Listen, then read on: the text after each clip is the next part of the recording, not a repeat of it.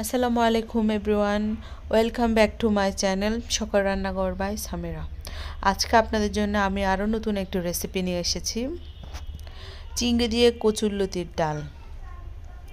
তাহলে চলুন আমার রান্না করার জন্য কি কি প্রয়োজন এখানে আমি সবগুলো উপকরণ আপনাদেরকে জানিয়ে দিচ্ছি।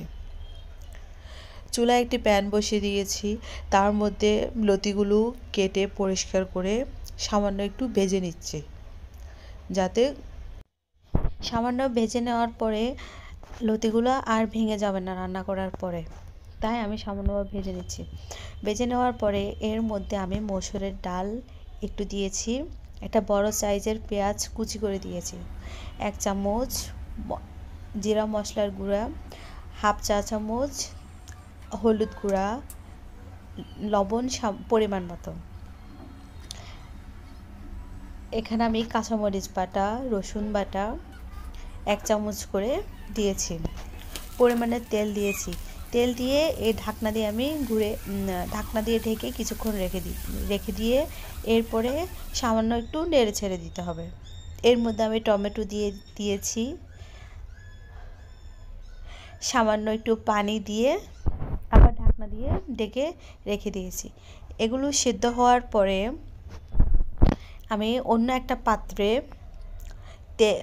সামান্য পরিমাণে তেল দিয়েছি, এর মধ্যে একটা পেঁয়াজ কুচি করে দিয়েছি। এগুলো সামান্য করে এর মধ্যে আমি 200 গ্রাম চিংড়ি মাছ দিয়েছি, হাফ চা চামচ হলুদ গুঁড়া, হাফ চা চামচ মরিচের গুঁড়া, 1 চা চামচ জিরার গুঁড়া দিয়েছি। এবার এগুলো ভালো করে কষিয়ে নিতে হবে। কষিয়ে নেওয়ার পরে ওই রান্না করা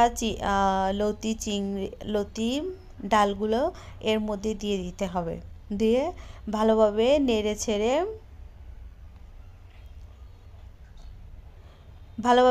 ছেড়ে নিতে হবে। এরপরে আমি এগুলোকে ধনেপাতা দিয়ে আবার